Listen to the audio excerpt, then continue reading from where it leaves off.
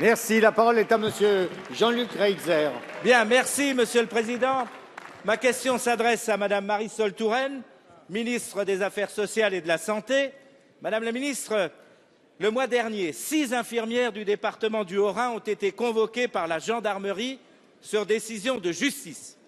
Quels crimes ont-elles bien pu commettre? Eh bien, tout simplement ne pas avoir adhéré à l'ordre infirmier.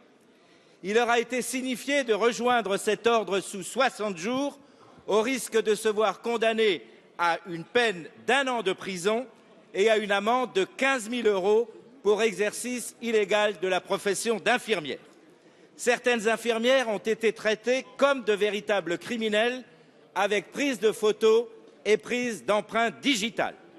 Des faits similaires se sont d'ailleurs reproduits la semaine dernière, avec convocation pour ce dimanche 18 mai à 15 h en gendarmerie.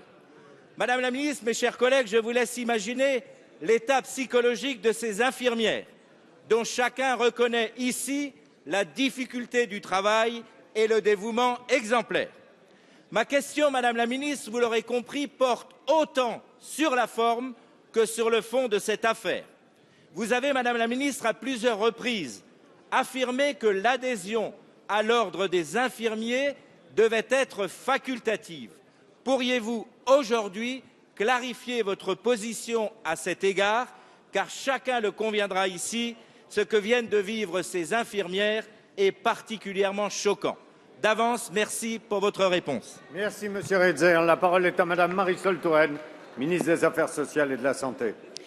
Merci, Monsieur le Président, Mesdames et Messieurs les députés. Monsieur le député Jean-Luc Reitzer, au lendemain de la Journée mondiale des infirmiers, je voudrais ici rendre hommage au travail quotidien des centaines de milliers, un peu moins de 550 000 infirmières et infirmiers qui, dans notre pays, travaillent auprès des patients et font un travail remarquable.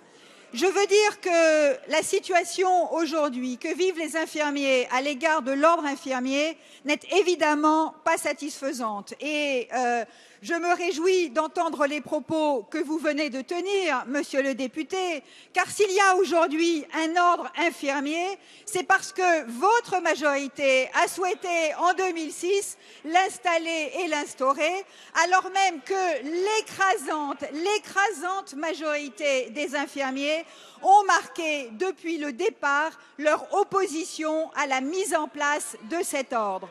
Je le dis très sincèrement et très fermement, l'ordre des infirmiers est un ordre contesté, un ordre sans légitimité et donc un ordre dont l'avenir est clairement menacé. Et je veux saluer le travail des parlementaires qui, rassemblés dans un groupe de travail des parlementaires socialistes, républicains et citoyens, sous l'animation d'Annick Le Houerou, travaillent à l'évolution de la loi et vont proposer de façon très rapide désormais des dispositions. Cet ordre est contesté et la caractéristique de l'ordre infirmier, c'est que la grande majorité, 85% des infirmiers, travaillent en établissement. La mise en place d'un ordre avec adhésion obligatoire ne correspond donc pas à la situation que vivent les infirmiers et cette situation évoluera.